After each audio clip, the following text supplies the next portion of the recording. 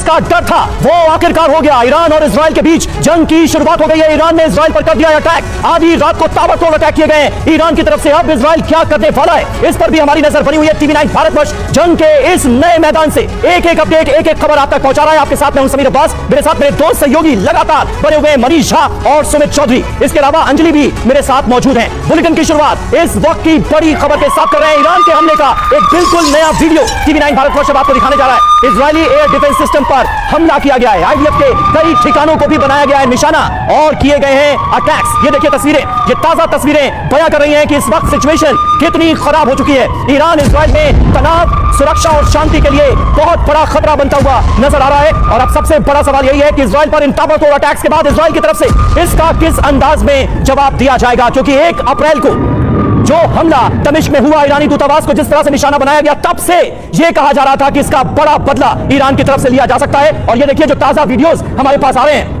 वो ये बता रहे हैं कि आईडीएफ के कई ठिकानों को निशाना बनाया गया है। मनीष जरा इधर देखिए, यहां पर तो ताबड़तोड़ अटैक्स का सिलसिला जारी है, ऐसा नजर आ रहा है। जी हाँ, बिल्कुल। जिस तरीके से ईरान ने हमला किया, 200 से अधिक क्रूज मिसाइल, बैलिस्टिक मिसाइल और ड्रोन, उसमें से ज्यादातर को तो हालांकि रोकने में कामयाबी मिली आयरन डोम के थ्रू। दूसरा जो एयर डिफेंस सिस्टम उनका एरो है उसके थ्रू। इसके अलावा जो अमेरिका के जो पैट्रियट एयर डिफेंस सिस्टम है जो कि अमेरिकी युद्धपोत पर तैनात है उसके थ्रू। और इसके अलावा अमेरिका और इजराइल दोनों के फाइटर जेट आसमान में उड़ते रहे और वहां से भी उन्होंने बहुत सारे को डिस्ट्रॉय किया। लेकिन इन सब के बावजूद 20%, 15% टारगेट को अचीव करने में कामयाब रहे। एक बात देखिए, ईरान का पूरा टारगेट था केवल और केवल इजराइल के मिलिट्री एसेट्स को टारगेट करना। उन्होंने सिविलियन को टारगेट नहीं किया था। और इस वजह से जब वो मिसाइल जो टारगेट को अचीव करने में कामयाब रहे, उन्होंने इजरायली बेस को नुकसान पहुंचाया, चाहे वो रमोना एयरबेस हो, नेगेव एयरबेस हो, डमोना का जो है सो न्यूक्लियर प्लांट हो, इन सबको नुकसान पहुंचाया। अब इसकी कीमत कितनी है, ये कितना नुकसान हुआ? एक और ये भी बात सुमित निकलकर सामने आ रही है कि यूएन चार्टर के हिसाब से बाकायदा 13 दिनों का इंतजार किया गया और उसके बाद इन हमलों को अंजाम दिया गया। यानी 1 अप्रैल को दमिश्क में ईरानी दूतावास को निशाना बनाया जाता है, पूरी बिल्डिंग तबाह कर दी जाती है इजरायली हमले में। ये उसका बदला है। बिल्कुल, 1 अप्रैल को जो हुआ समीर, उसका ये बदला। लेकिन इंपॉर्टेंट क्या है, देखिए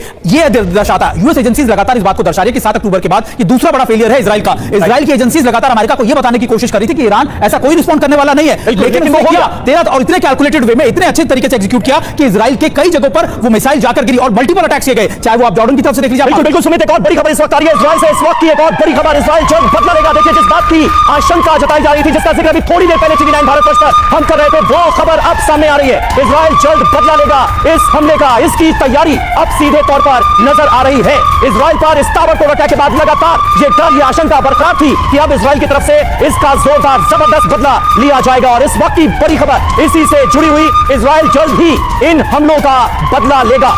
मनीष, इसके कितने आसार नजर आ रहे हैं, क्योंकि यहां पर अमेरिका का रोल जो है वो बहुत ज्यादा इंपॉर्टेंट हो जाता है। अमेरिका की तरफ से हर संभव कोशिश की जा रही है इजराइल को फिलहाल रोकने की, लेकिन उसके बावजूद